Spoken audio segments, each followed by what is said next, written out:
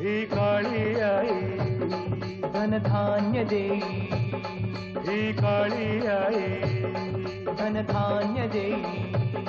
जोडते मनाची नाती आमची माती, आमची माणसं,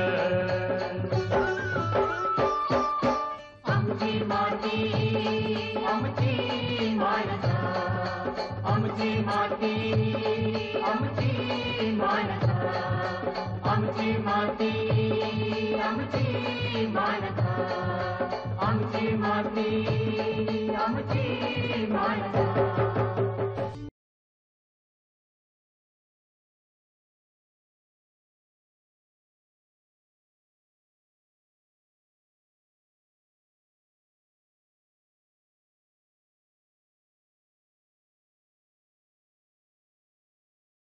एखाद्या माणसाच्या आयुष्यात असा काही प्रसंग येतो की त्या माणसाचं आयुष्यच बदलून जातं. वडिलोपार्जित शेतात पारंपरिक पद्धतीनं शेती करणाऱ्या जुन्नर तालुक्यातील बोरी बुद्रुक गावच्या विठ्ठलराव शिंदे यांनी एका कठीण प्रसंगानंतर निग्रह केला आणि नव्या उद्योगाची सुरुवात केली. आठवड्याचा बाजार हा केवळ वांग्याच्या याच्यावर गुजराण होणारा, आठवड्याच्या बाजारामध्ये वांगी विकायची आणि त्याच्यातून कुटुंबाचं पालन पोषण करायचं. असाच तो रविवार बायको म्हणाली उद्या बाजारी जा, आणि वांग्याची पाटी विकली की आठवड्याचा बाजार आणि सोनीसाठी फ्रॉक आणा.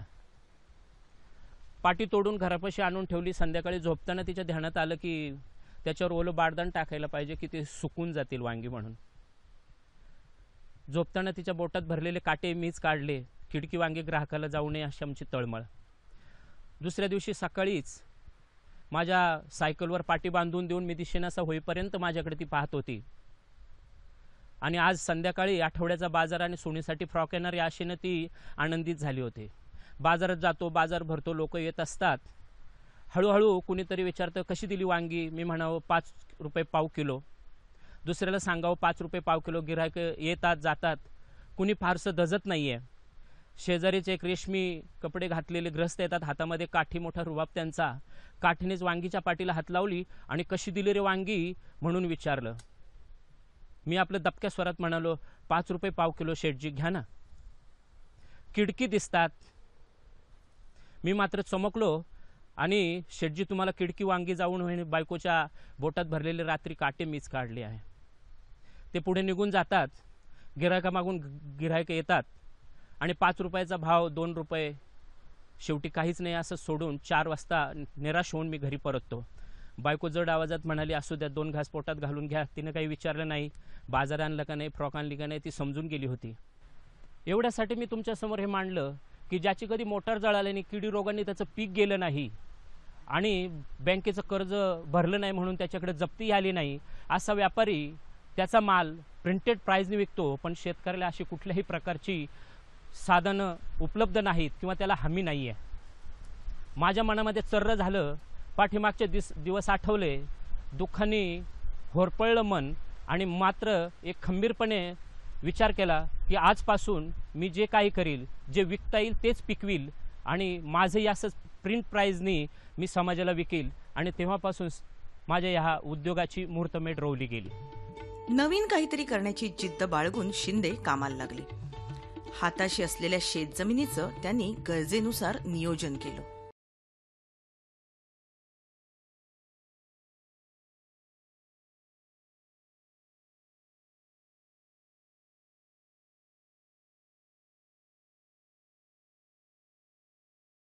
शेती करीत असताना माझी 4 एकर वडिलांची शेती.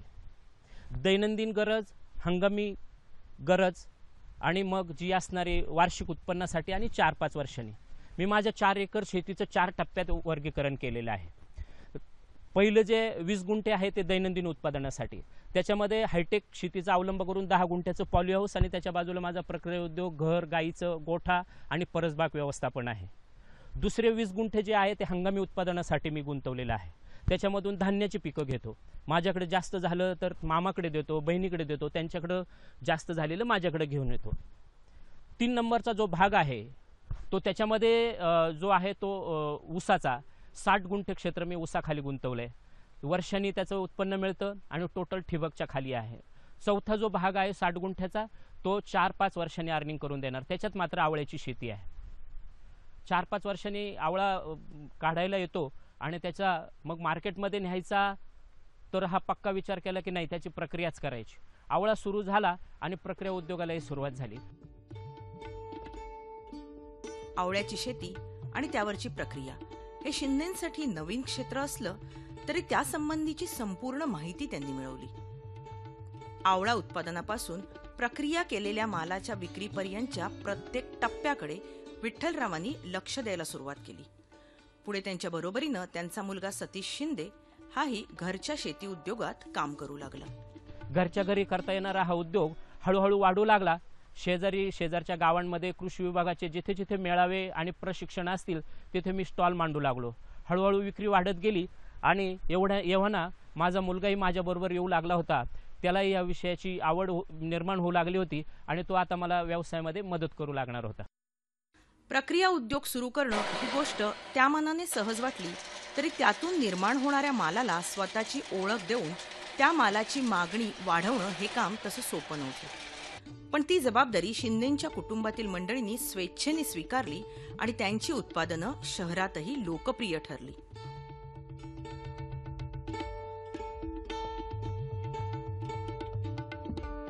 वडिलांबरोबर शेतीत सगळी कामं करत असताना शेतीतले चढ उतार मी पाहतच होतो. पण हे सर्व करत असताना शेतीला जर काही तंत्रज्ञानाची दिशा मिळाली आणि काही प्रोसेसिंग आपण जर चालू केलं तर शेतीला एक खऱ्या अर्थाने उद्योग प्राप्त होईल, म्हणून आम्ही प्रोसेसिंगच्या दृष्टीने सुरुवात केली. हे सर्व करत असताना मी महात्मा फुले कृषी विद्यापीठ राहुरी यांच्या अन्नशास्त्र व तंत्रज्ञान विभागाच्या या माध्यमातून मी कृषी प्रक्रियेचं एक ट्रेनिंग या ठिकाणी घेतलं.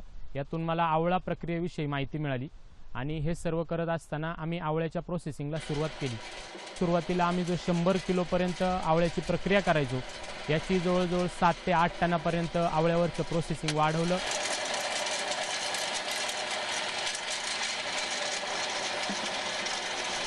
त्याचप्रमाणे हे सर्व करत असताना आम्हाला कृषी विभागाचं फार सहकार्य या ठिकाणी मिळालं.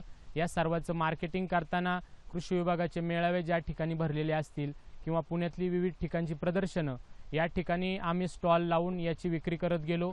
त्यातून जास्तीत जास्त आमचं मार्केटिंग पण वाढत गेलं. आणि हे सर्व करत असताना आमचे पुण्यातील चुलते श्री सुदामराव शिंदे आमचे अण्णा, त्याचप्रमाणे आमचे धाकटे बंधू महेश यांच्याकडून आम्हाला मार्केटिंगला फार प्रमाणात मदत झाली. मला इथलं प्रोसेसिंगचं सगळं सांभाळता आलं आणि यांनी पुण्यातलं सर्व मार्केटिंग पाहिलं. जे आवळ्याचे प्रोडक्ट्स होते त्याचं मार्केटिंग आम्ही फक्त इथे आमच्या जुन्नर तालुक्यात पुणे नाशिक हायवेवरती जे शॅम्पेन इंडिया कंपनी आहे तिथं आमचं फॅक्टरी आउटलेट होतं. तिथनं मग आम्ही बाहेर वाढवण्याचं ठरवलं आणि आम्ही सुरुवात केली. पहिल्यांदा आम्ही काही प्रदर्शनं जी होतात पुण्यात तिथे, नंतर काही पुण्यातली अशी ठराविक ठिकाणं आहेत तिथे आम्ही मार्केटिंग करू लागलो. तिथे आम्ही स्टॉल लावून ते प्रोडक्ट्स विकू लागलो. ते ग्राहकांना आवडू लागली. नंतर आमच्या लक्षात आलं की जे बाकीचे प्रोडक्ट्स आहेत मार्केटमध्ये त्यांचा एक स्वतःचा ब्रँड आहे. त्यांनी एक स्वतःचा ब्रँड डेव्हलप केला आहे आणि त्या ब्रँडच्या अंडर ते विकतात. ते ब्रँडचं मार्केटिंगसाठी खूप फायदा होतो. त्यांच्या हेल्थशी रिलेटेड म्हणजे हेल्थसाठी जे चांगलं आहे त्या गोष्टींची गरज होती, त्या उत्पादनाची गरज होती. आणि हे जर कोणी जर पुरवणारं जर असेल तर जे कस्टमर आहेत, जे ग्राहक आहेत, ते त्याच्यासाठी पैसे द्यायला तयार होते. मग आम्ही हे वाढवायचं ठरवलं आणि आम्ही काही दुकानांपर्यंत, छोट्या छोट्या मॉल्सपर्यंत जाऊन पोहोचलो आणि लोकांना आम्ही ते प्रोडक्ट देऊ लागलो. ह्याच्याच बरोबर आम्ही बाकीची जी शेतातली फळं आहेत ती काही ठराविक फ्रूट दुकानांवरती पण देतो. त्यात आवळ्याचा समावेश आहेच आहे आणि आवळ्याचे प्रोडक्ट पण आम्ही त्या लोकांपर्यंत देतो. विठ्ठलराव शिंदे यांनी सुरू केलेल्या आवळा प्रक्रिया उद्योगात कुटुंबातील महिला वर्गही हिरिरीने काम करत आहे. शिंदे कुटुंबियांनी केवळ आपला फायदा महत्वाचा न मानता सामाजिक बांधिलकीची जाण ठेवून समाजातील विविध घटकांना आपल्या या उद्योगात सहभागी करून घेतला आहे, रोजगार मिळवून दिला आहे.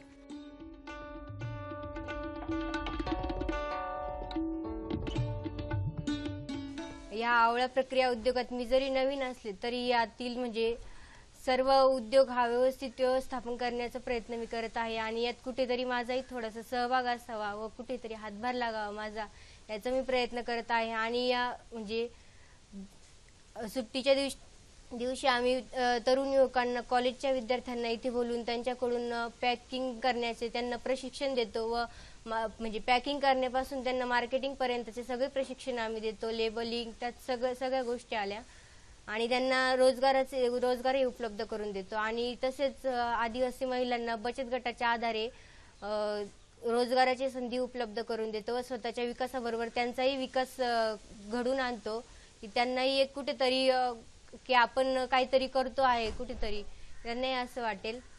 तसेच आदिवासी महिलांना आम्ही इथे बोलवून त्यांच्याकडून पॅकिंग करून घेतो व त्यांना रोज त्यांचा रोजगार मिळू लागतो. त्यांचं ते स्वतःचं उपजीविकेचं ते साधन आहे. वाडवडिलांनी आखून दिलेली चाकोरी सोडून नवीन वाटेनं जाण्याचा निर्णय विठ्ठलरावांनी घेतला तेव्हा जे करायचं ते समजून उमजूनच करायचं हे त्यांनी ठरवलं. त्यासाठी त्यांनी कृषी खात्याच्या अधिकाऱ्यांची मदत घेतली, त्यांचं मार्गदर्शन घेतलं. विठ्ठलरावांचा उत्साह आणि जिद्द पाहून कृषी अधिकारीही त्यांच्या मागे खंबीरपणे उभे राहिले. आमचे शेतीनिष्ठ शेतकरी विठ्ठल रखमाजी शिंदे हे पूर्वीपासूनच कृषी विभागाशी जोडलेले आहे. उद्योगशील प्रगतशील शेतकरी म्हणून त्यांची ओळख आहे. त्यांना आमच्या कृषी विभागाच्या विविध उपक्रमातून, विविध मेळाव्यातून जी प्रक्रिया उद्योगासंबंधी जी माहिती आहे ती माहिती आम्ही देऊ केली. तसेच जे त्यासाठी तंत्रज्ञानाची जी आवश्यकता होती त्या विविध उद्योगांना त्यांच्याबरोबर कृषी विभागाने भेटी दिल्या आणि त्यांना या तंत्रज्ञानाच्या अवगत केले. नंतर जो प्रक्रिया उद्योग त्यांनी उभारला त्यासाठी राष्ट्रीय फलोत्पादन अभियानातून त्यांना अर्थसहाय्य देऊ केले. तसेच मागील वर्षीपासून सुरू झालेल्या शहरासाठी भाजीपाला पुरवठा योजनेअंतर्गत त्यांनी जो स्वानंद शेतकरी बचत गट आहे यांच्यामार्फत पुणे शहरातील सोसायट्यांना भाजीपाला पुरवठा केला जातो. त्यासाठी त्यांना वाहनासाठी अनुदान उपलब्ध केले आहे. तसेच त्यांची जे तंत्रज्ञान ते वापरतात, ते विविध प्रयोग ते आपल्या शेतात करतात. त्या प्रयोगांनाही आम्ही आमच्या विविध मेळाव्याअंतर्गत तसेच विविध योजनांतर्गत जिल्ह्यातील तसेच इतर जिल्ह्यातील शेतकऱ्यांना आत्माअंतर्गत शेतकरी सहली अंतर्गत भेटी दिल्या आहेत आणि विठ्ठल शिंदे यांची कामाची ओळख इतर शेतकऱ्यांना करून दिलेली आहे. तसेच त्यांना जिल्हा परिषदेमार्फत दिला जाणारा शेतीनिष्ठ पुरस्कारही प्रदान करण्यात आलेला आहे आणि वसंतराव नाईक कृषी प्रतिष्ठानमार्फत प्रक्रियेअंतर्गतही त्यांना शेतीनिष्ठ पुरस्कार प्राप्त झालेला आहे.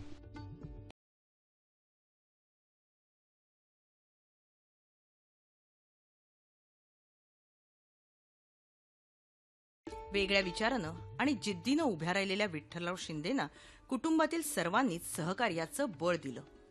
प्रत्येकानं वेगवेगळी जबाबदारी उचलून उद्योगाची प्रगती साधली. त्यातूनच प्रत्येकाकडे अनुभवांची पुंजी निर्माण झाली. त्या अनुभवातून एक विचार आकाराला आला. शिंदे कुटुंबातील प्रत्येकाने दिलेला स्वानुभव सिद्ध संदेश आजच्या ग्रामीण तरुण पिढीला मार्गदर्शक ठरेल. तुम्हीही कुठल्या नोकरीचा विचार न करता आपल्याच शेतकरी मित्रांना, आपल्या गावाकडे असणाऱ्या सर्व शेतकरी फॅमिलीला कसा मार्केटिंगसाठी किंवा कसं त्यांना नवीन काय मार्गदर्शन करता येईल, काही टेक्निकल गोष्टी पुरवता येतील त्यांना शेतीसाठी, याचा विचार करावा अशी माझी सर्वांना विनंती आहे. आणि जर कुठलंही तुम्हाला जर टेक्निकल किंवा काही जर मार्गदर्शन जर हवं असेल तर ते आमच्याकडे नक्कीच मिळेल आणि त्यासाठी आपण आमच्याशी संपर्क करायला काहीच हरकत नाही आहे. मी जसं शेतीतच राहून शेतीतच करिअर केलं त्याप्रमाणे तुम्ही शेतीशी निगडीत राहून त्यावर एखादं प्रोसेसिंग युनिट उभं करून आपणही अशाच प्रकारचं, जसं गांधीजींनी सांगितलं खेड्याकडे चला, तसं खेड्यातच राहून वेगवेगळ्या प्रकारची प्रगती आपण करू शकतो. शिंदे कुटुंबियांच्या या यशोगाथेतूनच ग्रामीण भागातील अनेक तरुण प्रेरणा घेतील आणि शेती उद्योगात आपलं असं स्थान निर्माण करतील.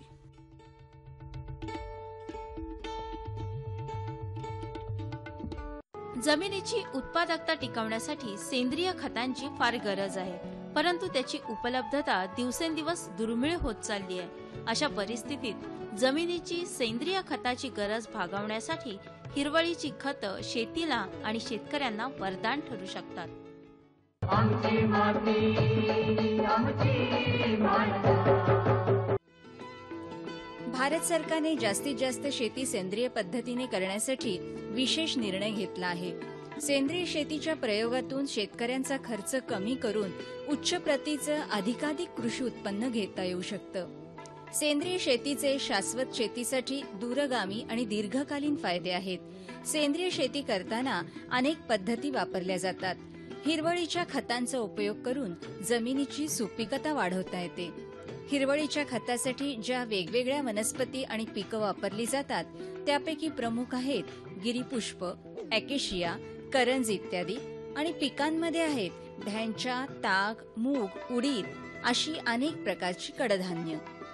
ज्या ज्या शेतकऱ्यांनी हिरवळीच्या खतांचा वापर केला त्यांच्या जमिनीचा पोत सुधारला.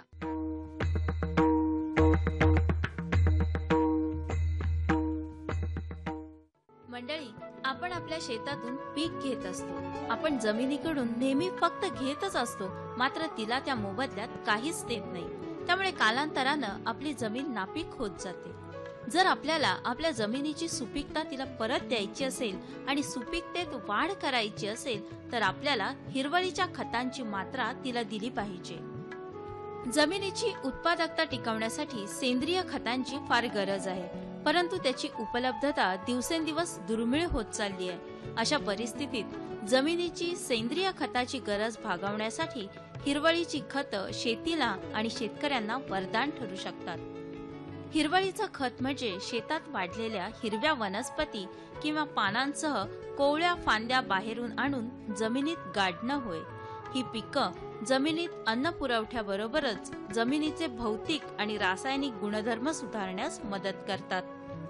ताक, कडधान्य पीक, ढेंचा यासारखी हिरवळीची खतं आपण जमिनीला दिली पाहिजेत.